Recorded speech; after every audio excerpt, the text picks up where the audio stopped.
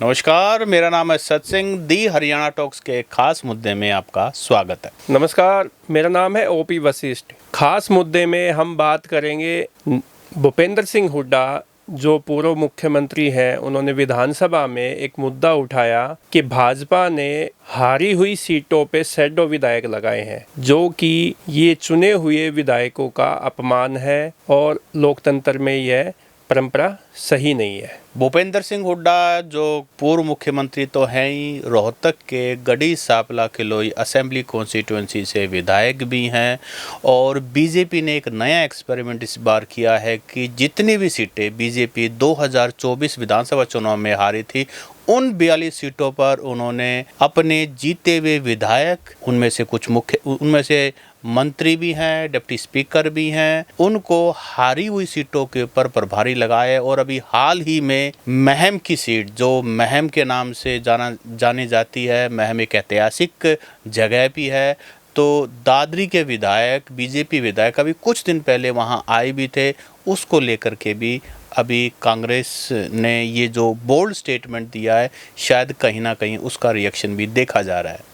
भाजपा ने जो प्रभारी लगाए हैं वो जातीय और क्षेत्र का समीकरण साधते हुए एक बैलेंस बनाया है, संतुलन किया है। गढ़ी सांपला किलोई में जहां डॉक्टर अरविंद शर्मा को प्रभारी बनाया है, वहीं महम चौबीसी में सतपाल सांगवान के बेटे सुनील सांगवान जो दादरी से विधायक है, उनको प्रभारी की जिम्मेदारी दी है।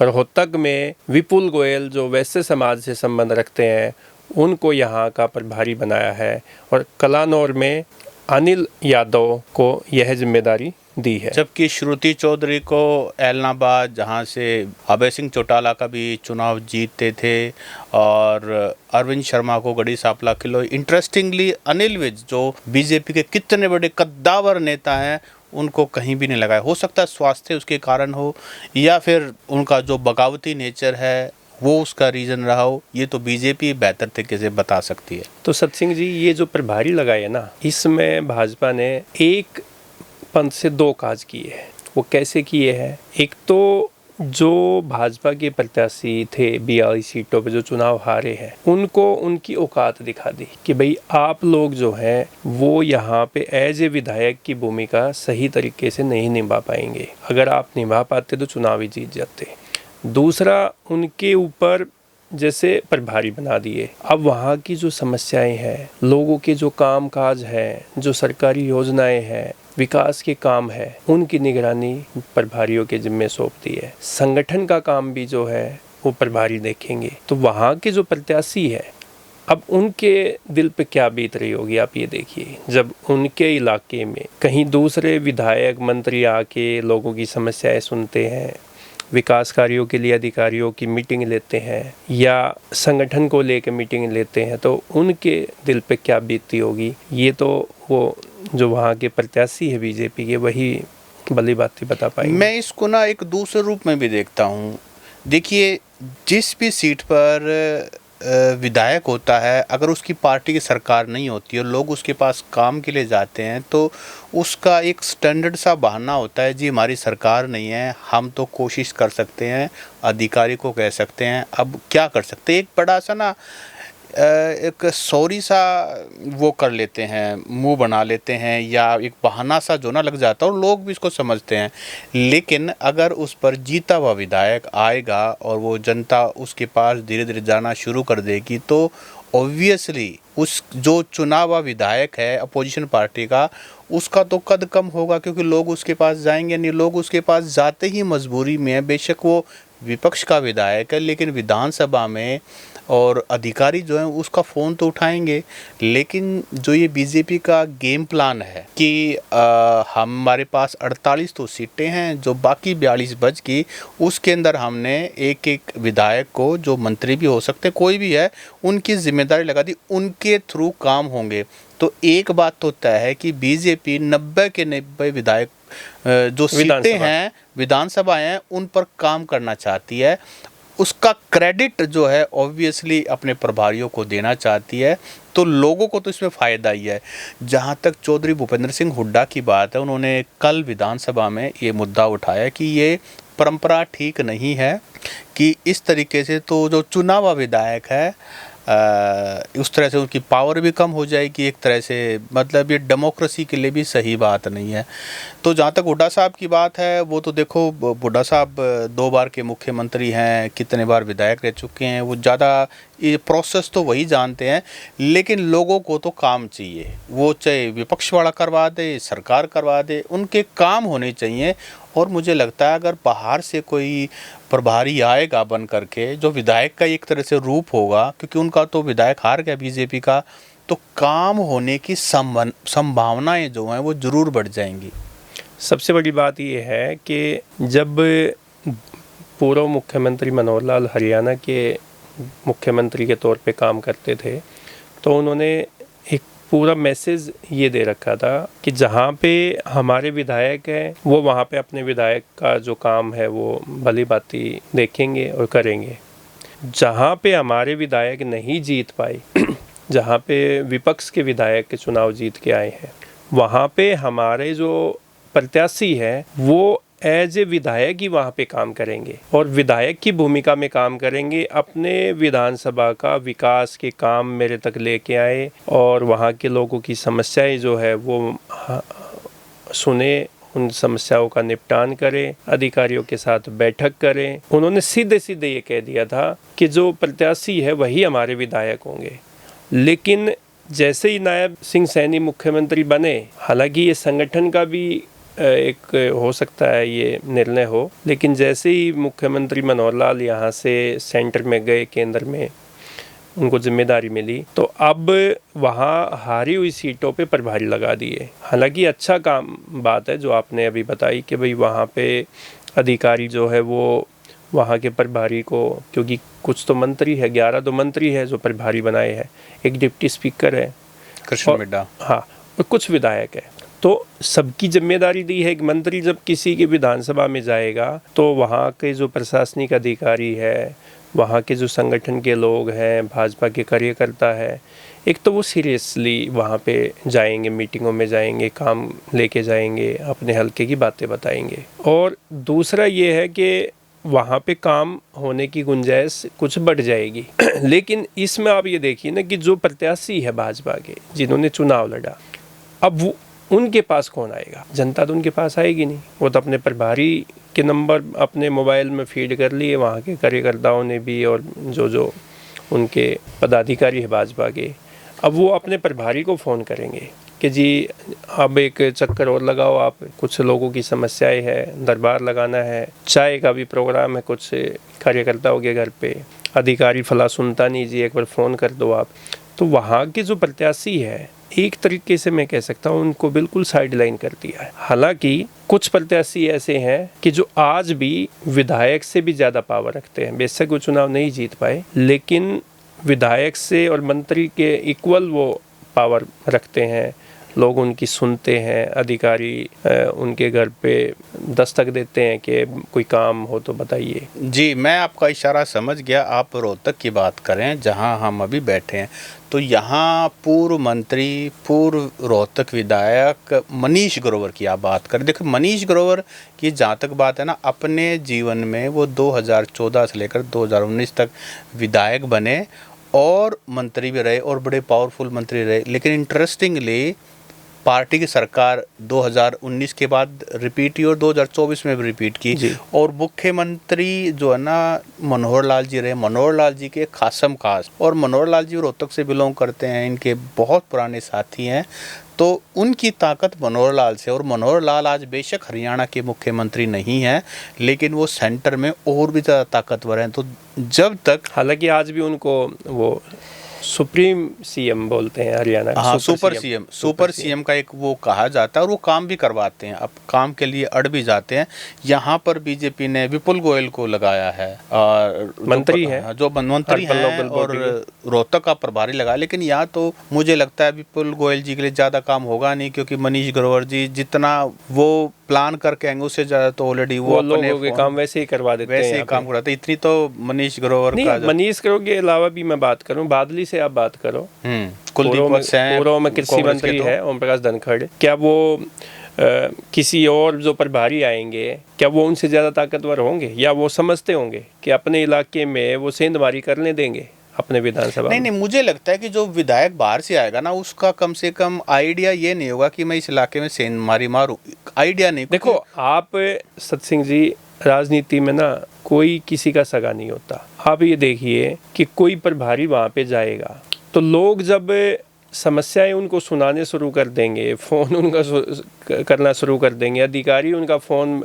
गंभीरता से लेना शुरू कर देंगे, तो फिर वहाँ का जो नेता है, प्रत्याशी है या कोई भी है, उसको कौन पूछेगा? जी, ये सही बात है। अभी हाल ही में जो घटना हुई और उसकी भी जिक्र कर लेते हैं। दादरी के विधायक, बीजेपी के विधायक सुनील सांगवान जो है यहाँ आए थे और उन्होंने अपनी शुरुआत जो है महम चबूतरे से की। चौबीसी के चबूतरे से की, जो 24 गांव का प्रतीक है। हालांकि उसकी फॉलोइंग और भी ज़्यादा गांव में पूरे महम के अंदर है। तो वहाँ ये एक राजनीतिक पहलू भी है, क्योंकि महम चौबीसी का चबूतरा हरदम राजनीति का गढ़ रहा है। सबसे पहले जो सब उनकी फोटोग्राफ जो पूरे स्टेट के अंदर गई है, वो चबूतरे पर दीपक जलाते हुए, दिया जलाते हुए, नमन करते हुए हुई है। तो पॉलिटिक्स तो पहले दिन से ही शुरू होगी, बल्कि उन्होंने महम के अंदर एंटर करते ही चबूतरे को जब नमन किया तो वहीं से उन्होंने राजनीतिक मैसेज चला गया है कि भाई अब महम का चौधरी जो है, बेशक चौथे नंबर पे था दीपक निवास, हाँ, चौथे नंबर पे था, कि बेशक महम के लोगों को बीजेपी से अभी भी आस रख सकते हैं। हालांकि महम के लोग थोड़े एक करड़े हैं, उसका जी करता है उसको बना देते, जी करता है उसको हरा देते हैं। तांगी को कितना लंबा बनाया और फिर उसके बाद हरा दिया, कुंडू को बनाया उसको हरा दिया। अब जो है वहाँ से जो है ना, अपने दांगी के लड़का जो है वो वहाँ से विधायक है, बलराम दांगी। तो राजनीतिक मैसेज तो यहीं से शुरुआत है, बड़ा मैसेज। सबसे बड़ी बात ये है सत्सिंह जी, महम जो है वो लोकसभा चुनाव में भी कांग्रेस के साथ दीपेंद्र हुड्डा को बहुत बड़ी लीड मजबूती से, और 2019 का चुनाव भी जो है वो बलराज कुंडू वहाँ से चुनाव जीते विधायक का, और इस बार फिर जो है वो कांग्रेस के जो बलराम डांगी को। तो ये एक जाटों का ना सबसे बड़ा गढ़ मानते हैं इसको। और महम से जो मैसेज आता है चबूतरे से, वो पूरे हरियाणा की राजनीति को प्रभावित करता है। और उसके पीछे कारण भी है कि ताऊ देवीलाल जो है वो महम चौबीसी से ही राजनीति करते थे, और महम चौबीसी को या रोहतक को अपनी ना कर्मस्थली बोलते थे वो, कि मेरा जन्म तो यहाँ पे नहीं हुआ लेकिन मेरी ना कर्मस्थली जो है ये रोहतक है, महम है। तो ये देखिए ना, उसके बाद जब चौटाला साहब ने ज़बरदस्ती करने की कोशिश की और दांगी पंचायत कैंडिडेट बनाया गया, दांगी उस समय तो लोक दल में होते थे, 90 की बात है। तो उसके बाद लोगों ने जम करके सारा प्रशासन जो है वो इस बात को इंश्योर करने के लिए कि चौटाला साहब का ऑर्डर का इम्प्लीमेंटेशन हो, लेकिन लोग अड़ गए। लोगों ने दांगी का बचाव भी किया, चुनाव जितवाया भी, और दांगी को कहते थे महम का शेर। तो महम चौबीसी से ही आनंद सिंह डांगी का जो वो हुआ है, मतलब उदय हुआ है, और उन्होंने ज़बरदस्त ताकतवर होते थे। तो उसके बाद फिर धीरे धीरे अब उनके बेटे आ गए। ये बात बिल्कुल सही। देखिए, लोग विधायक के पास अपने गली का, बिजली का, पानी का, छोटे मोटे पुलिस से रिलेटेड के काम के, कोई दीवानगी के काम है, ये सारे लैंड से रिलेटेड, या फिर अपना लड़के को नौकरी लगवाना, कोई सिफारिश करना, कोई ये कामों के लिए जाते हैं। बीजेपी ने अब लोगों को एक हारे हुए जो विधानसभा उनके अंदर एक ऑप्शन दे दिया कि आपके काम करवाने हैं ना, तो आपके काम हमने प्रभारी भेज दिया है, वो आपका शैडो विधायक है। भूपेंद्र सिंह हुड्डा ने भी यही शब्द यूज किया। ये जो शैडो विधायक बनाने का जो नया प्रचलन शुरू करने जा रही है, हुड्डा साहब का जो मैसेज था ना, वो मुझे लगता है कि जो सुनील सतपाल सांगवान ने जो महम चौबीसी के चबूतरे पे दिया जला के नमन किया और फिर महम चौबीसी में अपने कार्यक्रमों की गौशाला के 90 लाख के चेक भी बांटे हैं, तो वहीं से ये मैसेज गया है। और जो हुड्डा साहब ने जो विधानसभा में जो मुद्दा उठाया है, वो ये जो सुनील सांगवान का जो मैसेज गया है, मुझे लगता है कि वहीं से उनको क्लिक किया कि ये तो भाई देखिए सेंधमारी है विधायकों के साथ। उसके साथ साथ जो गढ़ी सापला किलो जहाँ से हुड्डा साहब खुद चुनाव लड़ते हैं, हुड्डा साहब का गढ़ है, वहाँ पर भी एक कलाकार को जो है ना बीजेपी में लगाया है। मंत्री अपने गोहाना से विधायक डॉक्टर अरविंद शर्मा। भाजपा ने सत्सिंह जी क्या किया कि बहुत ही ना सिलेक्शन जो किया ना प्रभारी लगाने में, उसमें काफ़ी रिसर्च किया है। काफ़ी रिसर्च किया कुछ है कि सीटों पर- कौन आदमी, कौन विधायक, मंत्री कहाँ पे फिट हो सकता है। अब ये देखिए, सुनील सांगवान जो है ये नेता कम है, सामाजिक ज़्यादा है। लोगों से मिलना जुलना, जो एक बार उनसे मिल लेते हैं वो उनके कायल हो जाते हैं, क्योंकि रोहतक जेल में यहाँ पे लंबे समय तक जेल सुपरिटेंडेंट की उस पे रहे, तो यहाँ के लोगों से भी लंबा उनका मिलना जुलना है, यहाँ के लोगों के साथ सामाजिक रिश्ते उनके बने हुए हैं। और ऐसे ही डॉक्टर अरविंद शर्मा, होके बड़ा भाईचारा है हाँ, उनका। हुक्के वाला, ऐसे ही डॉक्टर अरविंद शर्मा का आप देखोगे कि अगर नायब सिंह सैनी मुख्यमंत्री है, वहाँ उनसे मिलने वाले लोगों का जो दरबार लगता है या जो वो लोगों की समस्याएं सुनते हैं, उसके उनके बराबर डॉक्टर अरविंद शर्मा के लोग के पास भीड़ इकट्ठी होती है। आप जैसे गोहाना में वो हर शनिवार को आते हैं, तो सैकड़ों की संख्या में लोग उनसे मिलने जाते हैं। चंडीगढ़ सचिवालय में ऐसा, उनके जो मंत्री का जो कार्यालय है वहाँ पे ऐसे भीड़ लगती है जैसे कोई ना परिवार पहचान पत्र या आधार कार्ड बनवाने के लिए लोगों की लंबी लाइन लग जाती है ना, तो ऐसे लोग जाते हैं। तो यहाँ पे भी कि भाई ये जो लोग आदमी है ये लोगों से कनेक्ट करने में माहिर है। एक और भी चीज़ मैं कहना चाहूँगा अरविंद शर्मा के बारे में, डॉक्टर अरविंद शर्मा के बारे में, कि अरविंद शर्मा का जो पास्ट है ना वो कांग्रेस से है, तो वो कांग्रेस की भी रीति नीति को बढ़िया तरह समझते हैं। अरविंद शर्मा के नाम ही वो रिकॉर्ड है कि 2019 में उन्होंने दीपेंद्र सिंह हुड्डा को हराया, यानी कि रोहतक में पहली बार उन्होंने इम्पॉसिबल को पॉसिबल करके दिखाया जी। अब फिलहाल जो हैं one of the most popular cabinet minister हैं, जिनके पीछे लारा टूटता नहीं लोगों का, चाहे वो गवाना हो, चाहे वो दिल्ली हो, चाहे वो चंडीगढ़ हो। लोगों को ये पता लग जाए ना कि वो बॉर्डर पे खड़े हैं तो लोग बॉर्डर पे पहुंच जाएंगे, पता नहीं डॉक्टर साहब के पर्सन से भी कुछ ज़्यादा ही हैं। तो बीजेपी ने रिसर्च किया है कि गढ़ी सांपला किलो में उनको एक ऐसा आदमी चाहिए जो लोगों को जोड़ के चले, जिसके पास कांग्रेस का अनुभव भी है, जिसने मतलब दीपेंद्र सिंह हुड्डा को भी हरा हुआ है। इस तरह और मंत्री पद का भी, एक मंत्री का भी, हाँ, एक ताकतवर मंत्री के रूप में है। बड़ा रिसर्च किया गया है और मुझे लगता है कि हुड्डा साहब की जो स्टेटमेंट है, जो विधानसभा में भी उन्होंने मुद्दा उठाया है, बाहर शायद प्रेस कॉन्फ्रेंस में भी ये मुद्दा उन्होंने कहीं रेज किया, अखबार में भी कहीं ना कहीं शेडो एमएलए का जो विधायक रोहतक में भी देखो कैसे रिसर्च की गई है। सत्संग जी, मैं आपको थोड़ा सा इसके पीछे की बात बताता हूँ। मनीष ग्रोवर की जो चुनाव में हार हुई है ना, वो वैश्य समाज की तरफ से हुई है। पंजाबी समाज ने तो भर भर के वोट दिया है, भर भर के, ठीक है। सैनी जो कम्युनिटी के लोग हैं उन्होंने बीजेपी को वोट दिया। एससी समाज के लोग जो है वो एससी और डीएससी का मामला था, तो डीएससी में वो जो डीएससी में आते हैं उन्होंने बीजेपी को वोट दिया। जो एससी समाज है वो इधर उधर बट के, जैसे चुनाव मेरा जाट जो है वो डोली पे बैठे वो अब डोली पे बैठे हैं, मानो इस बात को। वो जो जाटों ने 2024 का जो इलेक्शन था उसमें भारत भूषण बत्रा को ही जिताने का काम जो है, क्योंकि 30,000 से ज़्यादा वोट अब जाटों की शहर में है सत्सिंह जी।